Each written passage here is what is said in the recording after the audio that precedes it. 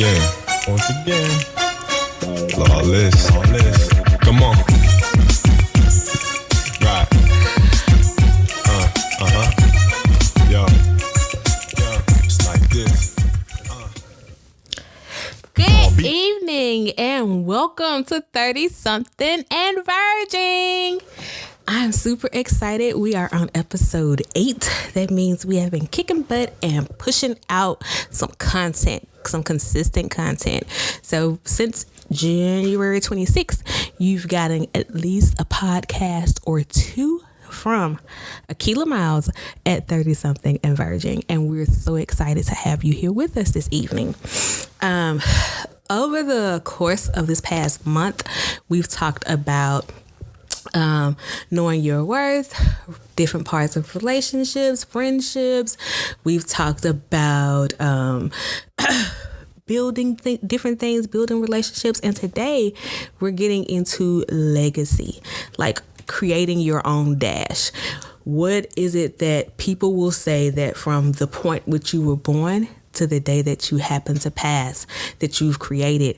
And I thought that the 8th episode would be a great episode to utilize because, you know, that was Kobe's first number when he entered the Lakers.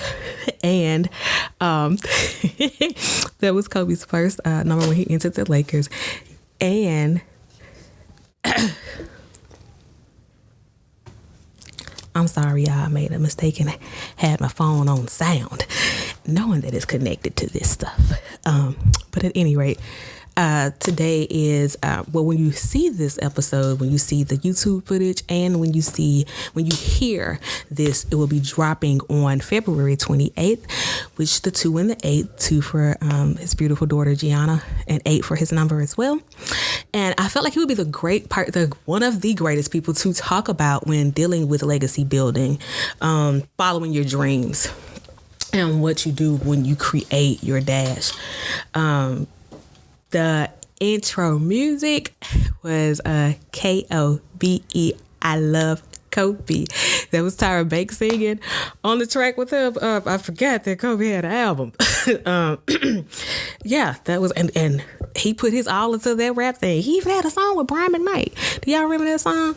And he had a video for the Kobe song, and he had the video with the Bryant song. I can't remember an actual video for an entire album, but hey, like Kobe dropped the album for what I know.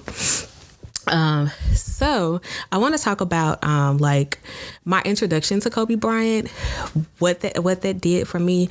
I also want to talk about like the legacy I feel that he left behind and like what I'm doing to work on my legacy, and then also offer you all the opportunity to chime in and tell me different things if you would like. You can shoot me a text, people that have the number, and if you want to share something. And I'm also hoping to get a couple of calls here from some college friends to call in and talk about this as well. But I want to talk about my introduction to Kobe and also what I think that legacy is. For me, I feel that legacy is the things that you create on your journey, right? These are all of the things that it could be your job. It could be like the path that you light for the people behind you, including your siblings, your nieces and nephews, the things that you do in your community, the things that you do for yourself, for the family that you create, right? And it's just those things, the embodiment of those things, and then how those things, we in turn utilize those things to help us and support us in our way of building up others. One of my favorite things to do is to help people.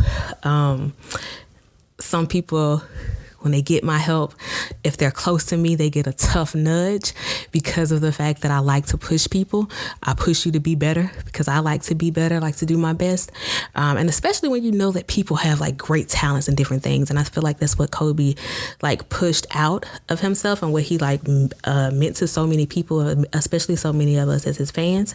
Like thinking about like his Mamba mentality, like going into that zone and knowing that with every step, my intent is to crush my opponent and be successful, right? And also, like even thinking about after he got out of the game, Kobe would do things where he supported and helped other athletes, right? Especially like with his show, with his podcast, the way that he thought about like talking to kids and getting knowledge to kids through the Punies podcast and different things like that.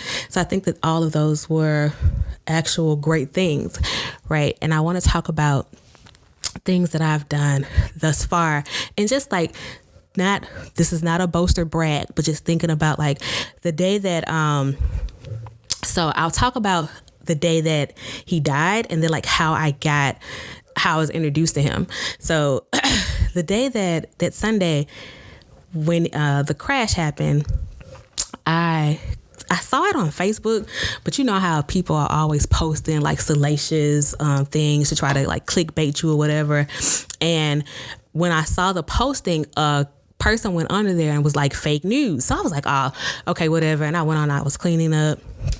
And old friend called and was like, he asked me how I was doing, and I was like, oh, I'm cool, how you, or whatever. And then the person was like, well, Kobe, you see what happened to Kobe?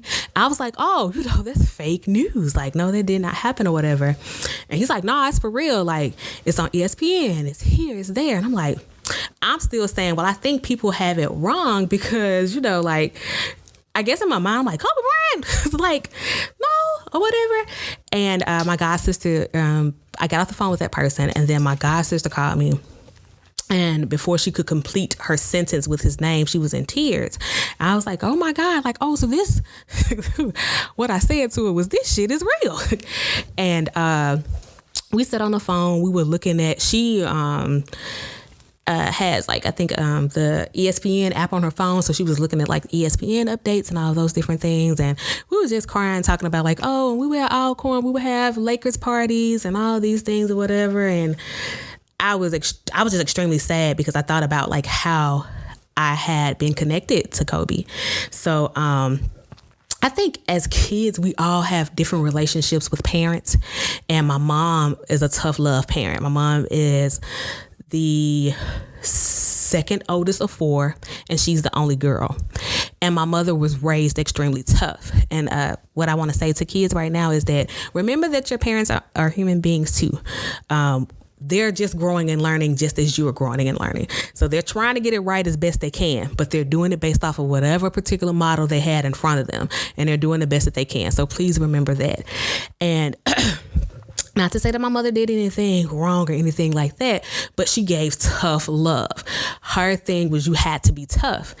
And I have friends and their parents were not going to say cooler, but lenient. They were extremely more lenient than my mom. My mom was like, F that, them pole lights come on, you need to be in this house, whatever, you ain't doing nothing. You ain't doing nothing. So, I didn't really realize, I think like a couple of weeks ago, some kids at school told me, Miss Miles, we don't think teachers are humans. And I was like, I honestly don't get that. But we're talking as if like they don't see the human side of you. And it wasn't until I sat in the house and I watched my mother watch a Kobe Bryant and Shaquille O'Neal basketball game when they were playing for the Lakers. That's when I recognized her as a human being, because I was able to see her have fun, to see her smile, to see her be excited about Kobe and Shaq. Like Kobe and Shaq, and Kobe was a boy, even though Shaq was there. Like she was excited for the duo, but it was Kobe who she was excited to see. And at first I thought Kobe was an arrogant ass little basketball player because, Kobe, he wouldn't pass the ball. And if you watch the memorial, Kobe said that, it was an M-E-N team, not an I. So he was concerned about him, right? Which is understandable, right? But it allowed me to see my mom as a human. Like to see the humanistic side of her was such a joy. And then I started being like, okay, I want to understand basketball, because at first I didn't care. So I was like, I want to understand basketball, because I want to be able to shout like she's shouting when the game is on, because I feel like that could make a better connection, right? And my mom purposefully would put the game on and shit talk or whatever, and my brothers, all us, to be in the front room watching the game, and it was totally awesome. So it allowed me to see her as a real person, right? Then later on, I dated someone, and that person that I dated was also a huge Kobe fan. And it was through both he and my mother that I was able to actually see who Kobe was. And I think that Kobe was like cocky or condescending, but he was confident in who he was as a person. He was confident in his ability. So because of that particular confidence, people were like, oh, he's cocky, he's whatever. But that wasn't the case. It was like, I'm putting in all this practice, so I know that I'm good. So I'm straight. Like this is not a cockiness. This is like the confidence in that. And I think part of the legacy that he leaves behind for Black men is that hard work beats talent.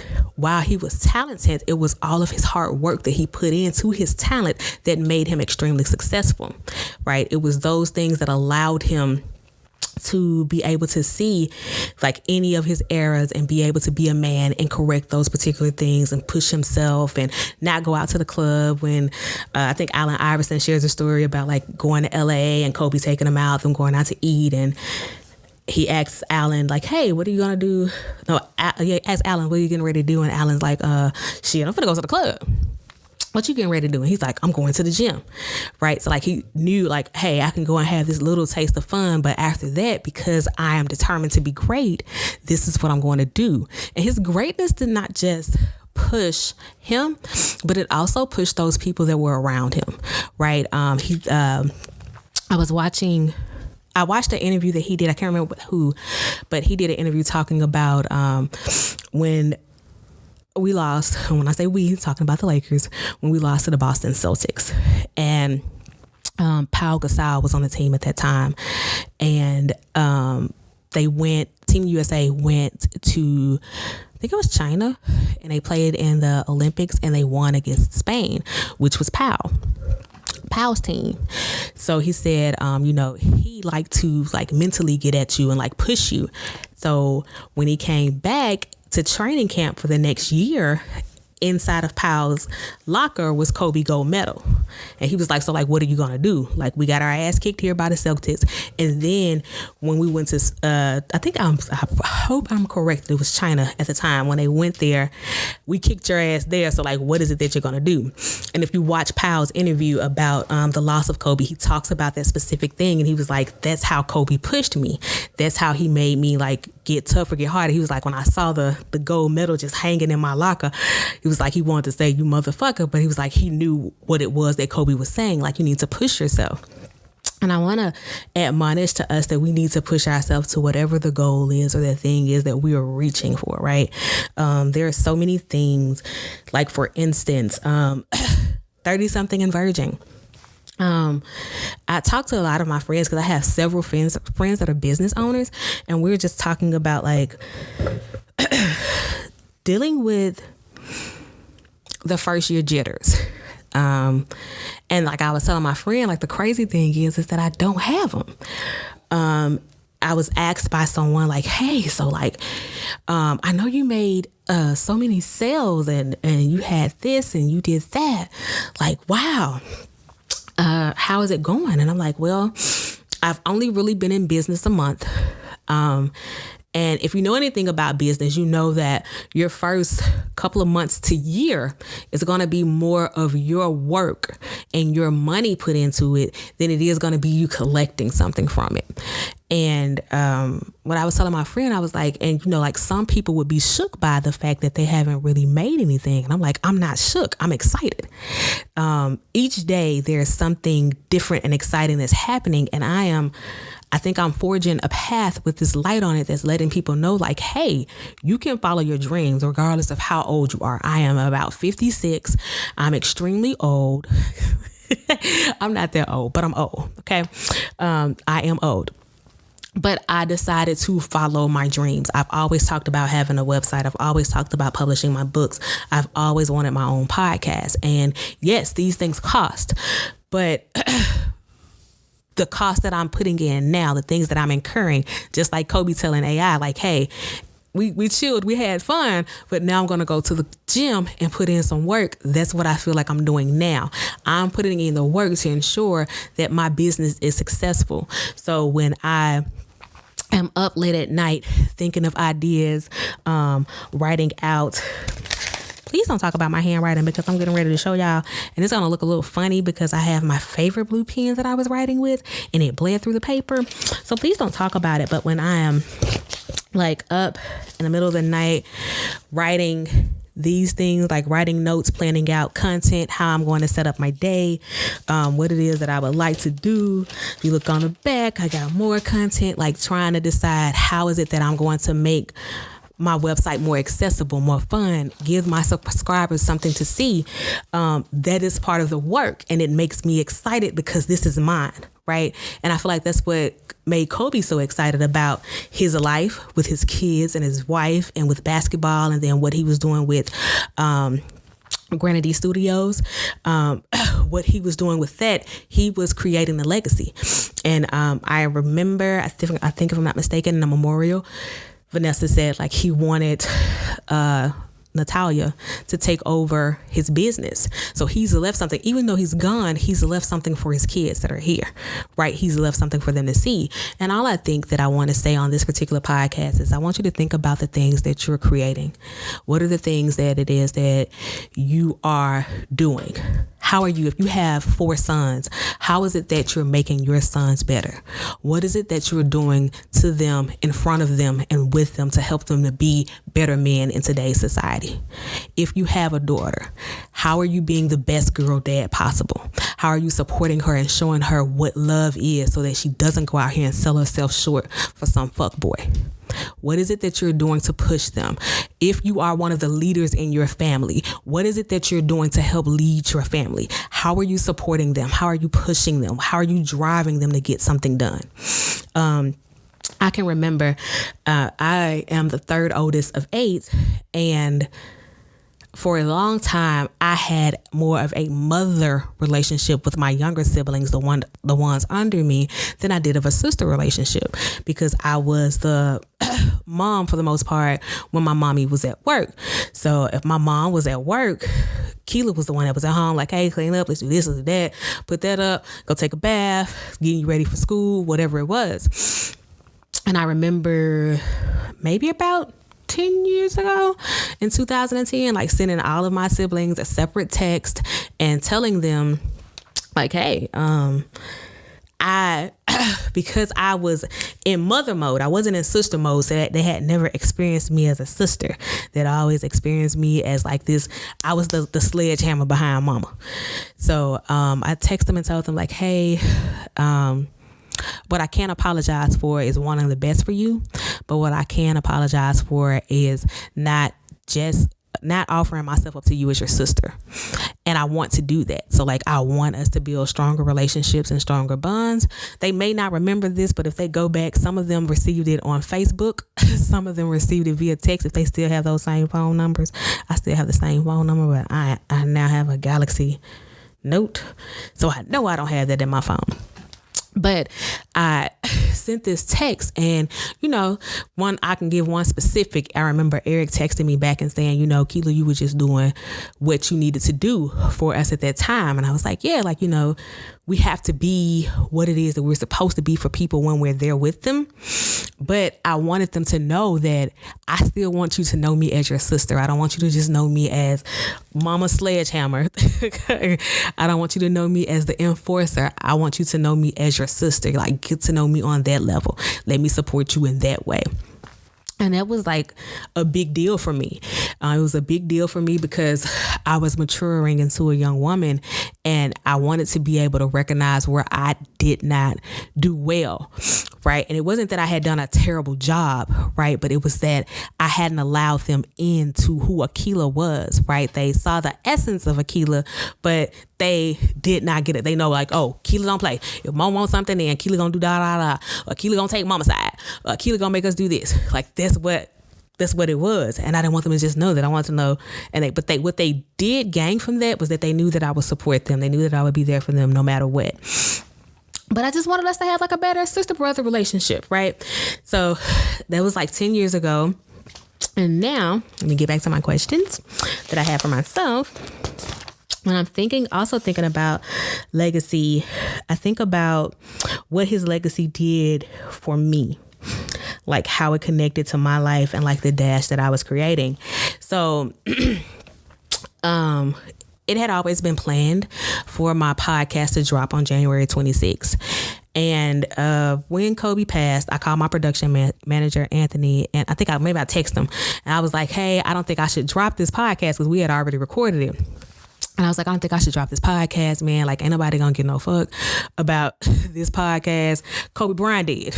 Like, Kobe gone. And I think I may have cracked a joke with him or somebody else because I was crying. And I was like, God didn't want to take Trump. Like Trump be using...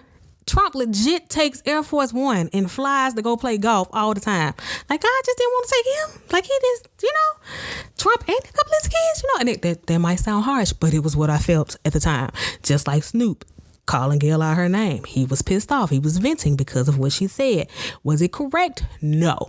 But I honor his feelings. I honor what he felt because I felt it. I wanted to call out a name, right? And I said what I said about Trump. I really was like God didn't. It was my gossip I was on the phone with because we were in the middle of crying, saying something about one of the parties that we threw in our dorm at Alcorn, and I was like, "So P, you telling me like God could take Trump? Like he could take Trump?" And she just bust out and started to laugh, and like I was trying to get myself like out of those tears, but. Like thinking about that day, I was like, okay, Anthony. Anthony kept telling me, well, we should still go ahead and post it. And I was like, well, can we add this? Can we add that? And I became Akila, and I was like, okay, I need to do this. And can we add something about his daughter? Can we add when he says Mamba out in his last game, a couple of highlights from the last game and different things like that. And in that moment, I realized that I needed to, even though he was gone, and it was crazy because I do not know Kobe Bryant personally, even though I feel like it, but I don't. But what I learned in that moment was that he was here for 41 years and he had lived a hell of a life. And if I'm going to live a hell of a life this year, I'm not going to count the years ahead. But if I'm going to live a hell of a life this year, I got to continue to follow my dreams. I got to continue to push myself. So I was like, well, okay, we're not going to drop it in the middle of the day. Let's drop it at midnight or closer to midnight so that it's not on the day. I just felt like I was going to be being disrespectful and I'm just a little crazy. So please forgive me. But I didn't want, to put a flag on his play, like put a flag on what he did. But I also began to think about like, Akila, like, what are you going to do now? Like you have to push yourself because if you think about, and Marquita and I had just held a conversation about his daughter, Gianna, like a week before. Like we had just held like this conversation and we were talking about, I think he did an interview somewhere and he was like, somebody told him like, you need to go ahead and try to have a little boy. And he was like, Gianna got mad and was like, nah, she got this. Like, like she was going to be the next him. And I was like, man, like that little baby at 13 knew exactly what she wanted to do. And then I thought about the fact that at 9, I knew I wanted to write poetry. At 9, I knew I wanted to start my own business. I knew I wanted to be an entrepreneur at 9. And I had not followed those dreams just because, you get off and you think about being secure in life and you're afraid to start something. And what I thought about was like, Kobe was never afraid. Like he was never afraid of a challenge. He was never afraid to do the things that he wanted to do. So I thought about how was I going to challenge myself? And I was like, well, Akila, when your podcast drop, every time something drops, listen to it, find another way, watch another video on something, ask Anthony 50 million questions, text your friends that have podcasts and talk to them about it. It's like push yourself to find something because every time I'm trying to get better. So I promised myself that after that day, like after January 26th, like Akila, you have to keep pushing. And plus the reason that I wanted to drop the podcast on January 26th was because it was a month after my birthday. It was a month into the new year. And I'd already dropped my book on the 3rd. And if you know anything about me, I believe in numbers and signs and different things like that. And 3 is my favorite number. My birthday is on the 26th. So these particular things were aligning and happening. And I was like, well, I got to do this and I got to do that. And I think that in that moment of thinking about like, no, don't do this because you're like, nobody's going to pay attention because of Kobe. As I was talking to Anthony today, that particular podcast is the most viewed podcast that I have to date. And I dropped it. We dropped at midnight, right? We dropped at midnight. And it is the most viewed one that I have. And it's talking about like understanding your worth. And I believe that in Kobe's confidence, he continually knew his worth. He knew his worth. He knew the worth of his kids. He knew the worth of his wife. He knew the worth of representing a black male in society in a positive way. And I admonish not just black men, but black women to be the best that you can be. Think about what it is that your dash is. What is it that you're creating? What is the legacy that you're leaving behind for yourself, for your family, for whomever? If you're a teacher, for the students you teach. If you're a carpenter, for the people who follow behind you. Whatever your task is, whatever your job is, what is it that you're leaving behind for others? How are you affecting change? How are you inspiring? How are you helping someone see the best in themselves? If you go on my website, I say something about I'm inspiring the next brilliant minds and I want to help them to light their path. That's what I'm attempting to do. I want my legacy to be that Akilah, no matter what, was as real as she could be. She helped us as best as she could, and she did those things that she wanted to do in life, right? And she lit a path for people. Not necessarily saying that I lit a path for you to follow, but I lit a path that lit up some things in you and you decided to create your own, because you don't necessarily have to follow everybody's path. So I want to close out this particular podcast by saying, think about your legacy. Think about who it is that you're serving. And it's always, my dad always says, like, it's better to be a giver than to be a receiver. And I think that's before he would tell me that I always had a mindset of serving. So think about who it is and what you're serving. Think about how you can help others and what you can do for others. And remember to, like, as I say, keep on being excellent. That's my KOBE. Keep on being excellent at everything that you do. Thank you so much for watching 30 Something and Verging. Please catch us on episode 9. Y'all have a great night.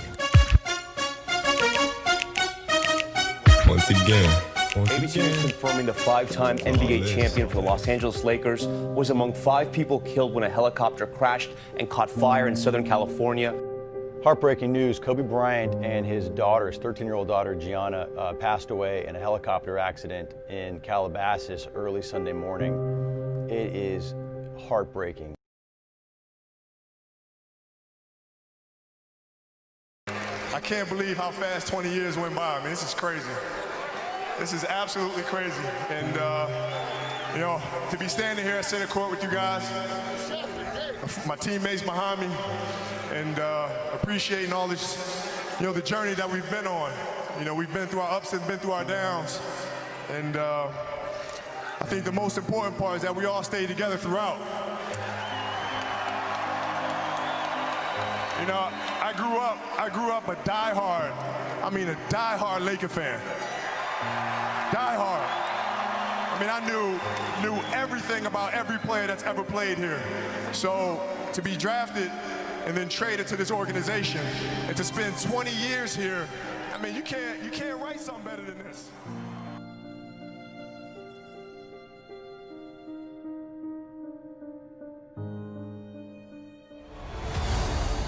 What can I say? Mamba out.